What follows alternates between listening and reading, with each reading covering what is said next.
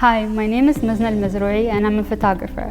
I have been shooting and developing black and white film for over 10 years, and since 2015 I have built myself a home darkroom and I have been developing and printing their since.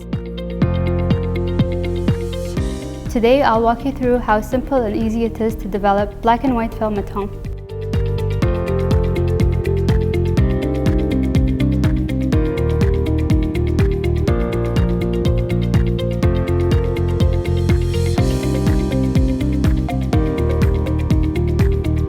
Here on the table, I have everything that you'll need to develop, the equipment and some of the chemistry. We'll start with the equipment. We have here a substitute to having a dark room, which is the dark changing bag. What it is basically is just a dark bag that seals the light where you can put your equipment inside and work. We have the Patterson developing tank, which is a really good brand to start with. It comes with two of these and these are adjustable.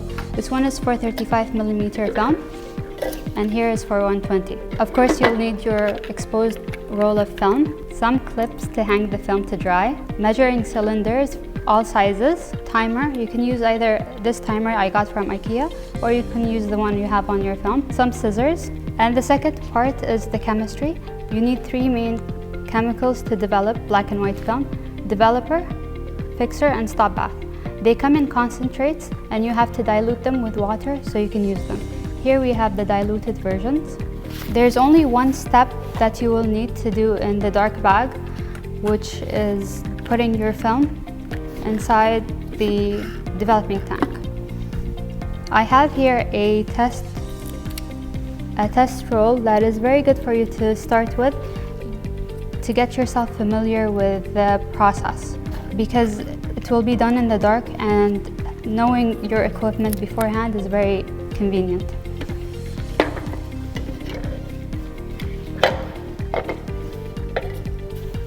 I will be developing a 120 medium format black and white film, so I will not be using this, just this one. In the dark bag, you need to lay everything easily so you can access it and know where everything is. What I'll have included in the dark bag is this, some scissors, the film, and the spool. I'll have to peel off the protective cover. And with 120 it comes as paper. With 35mm, it's the canister. And you will need to have a bottle opener to open it. That would be mostly the only difference between the two formats. So as you peel off the paper, you will end up with the film. And it's important that while you're pulling it out, not to touch it like I am at the moment, to avoid leaving fingerprints. Peel off the tape holding the negative to the paper. Set it aside. With this spool, you have this large corner where you put the film inside and give it a head start and then start rolling. It's very important for you when you're doing this step not to force the film. If you feel that it's stuck, start over, pull it out, and start again. A very useful tip that I wish I knew in the beginning is to cut the corners so the sharp edges don't get caught up in the spool while you're rolling it. And you continue to roll it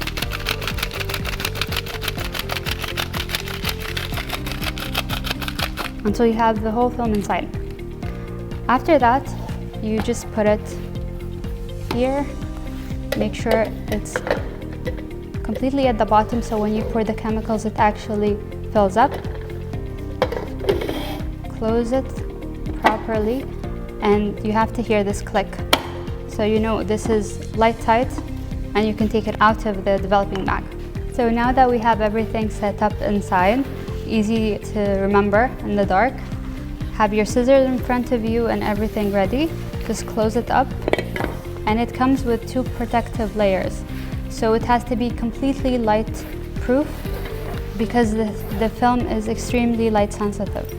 And The substitute to the back, you can actually do it in a completely dark room, but that would be sealing off any windows, making sure the door doesn't have any lights.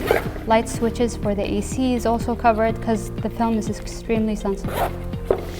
And when you're choosing a dark bag, it's very important that you get one that is spacious. They come in different formats. They come in a bag like this one or in a tent shape, but a bigger one makes it easy for you to maneuver. For this step, it's very important that you practice like I did with the dummy film, just so you familiarize with the equipment and how it can be tricky. Like this part is the trickiest part for people to get used to because it's done in the dark and you don't know all the equipment properly, so practicing makes perfect. I just removed the film from the protective seal and I'll start rolling it now.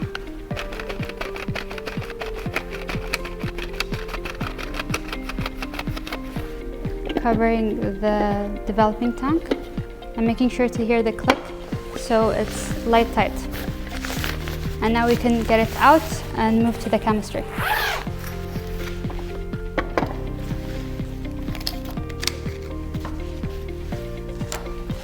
With the chemistry, the most important thing for you to know, there are many brands, but essentially all of the chemicals do the same thing. So now with the chemicals, the main three chemicals are developer, stop bath, and fixer. For the developer, what it does essentially is help the image appear on the negative. So you have your negative here, and when you shoot a picture, it gets exposed here, and the developer will help it appear. The stop bath is exactly what it says. It stops the developing process, and the fixer helps coat your film and seal it so it's light safe and you can actually take it out of the tank. I already have the chemicals pre-mixed here as they come in a concentrate and you need to dilute them. For developing your film, you'll need to know two things. The development time is very important, and there are many apps that can help you figure out the developing time for the film and the developer brand you're using. In this instance, I'm using HP5 400 and Kodak Professional HC110. And this combination, you can develop it for 11 minutes. So we set the timer. To develop 120, you will need 500 milliliters of chemistry. While developing, you'll need to agitate your film, which basically means just rolling it, making sure the film covers everything, and tapping it to remove any air bubbles so they don't stick to the film and you can see them afterwards. And this is basically the longest process. To develop, to use the developer, it takes, depending on your combination, in this instance 11 minutes. But for the stop bath and fixer, it's fixed. Whatever brand you're using, it's the same. For the stop bath, 1 minute. The fixer, 5 minutes. For mixing your chemicals, it's very easy. You can always rely on what's written on the label. For example, this developer tells you 1 part solution, which is the developer, to 15 parts water. And the same goes to all of them. The labels are very reliable and easy and clear. For my chemistry, I usually have the fixer and stop bath pre-mixed as I need to mix large quantities of them, but every time we need to use fresh developer. While you're developing and you have your chemistry inside your tank, you will need to agitate and move around your film every 2 to 3 minutes throughout the process and tap it to get all of the bubbles out, just to make sure that the exhausted chemical does not stay covering the negative and you're just moving it around so it is developed perfectly all over. So for the developing tank, it comes in a lot of shapes and sizes. You can get it in metal, you can get it in plastic, you can search it online. This one's called the Patterson tank and it's extremely convenient. Their spools are adjustable, so I can use it with my medium format film or the 35mm film. So now that we're done with the developer, we need to pour it out. The developer is the only chemical out of the three that is not reusable.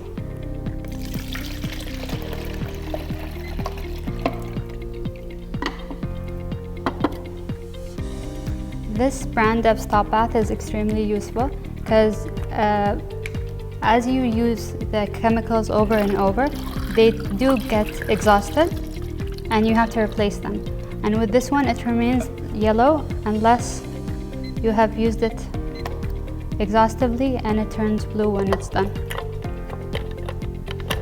This one only stays in the tank for a minute, and we agitate throughout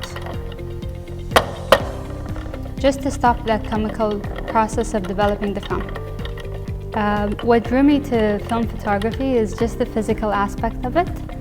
And honestly, the results could not be compared when it comes to black and white. The shades of black, the highlights, just everything worked with the grain. It just translated what I really liked about photography. So now we pour our used stop bath.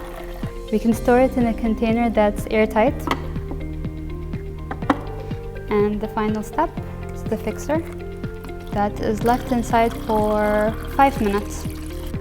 The fixer is reusable as well, only less than the stop bath.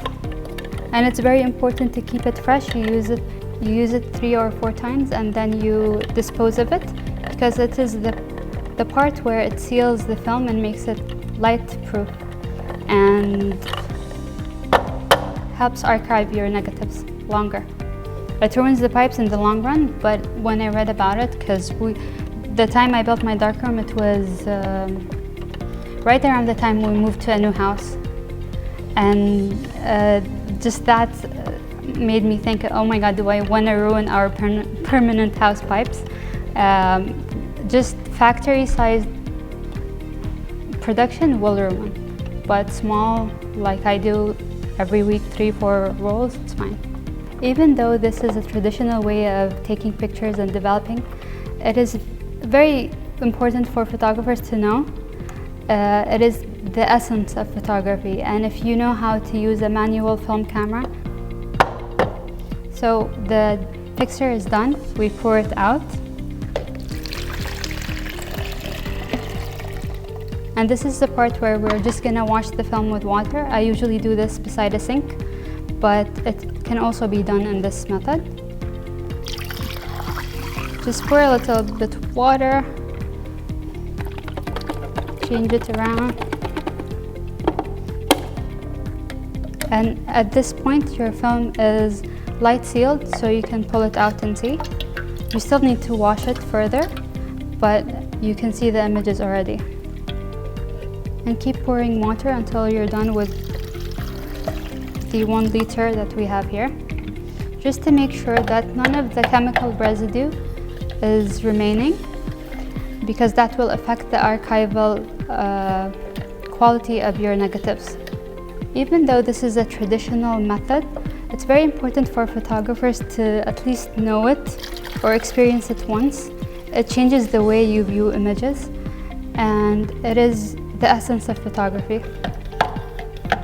I usually have my washing process for at least 10 minutes under running water to just make sure that my negatives are gonna be archived properly and I won't have any chemical residue that will show up later on if I scan my film.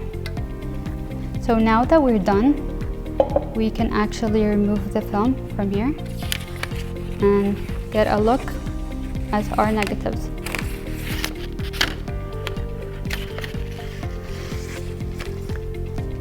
When you're removing the film and you're waiting for it to dry, it's very important not to have it touching anything. You don't want to have any dust collected, and when you scan, you can actually see it. This just removing excess water. You use your fingers to remove any excess water. I recommend you do this step in a bathroom, as it's less likely to be collecting dust because of the steam every time you take a shower. And you just hang it, let it dry. And when you're done, you get to scan it. There are phone apps, or you can actually get a film scanner.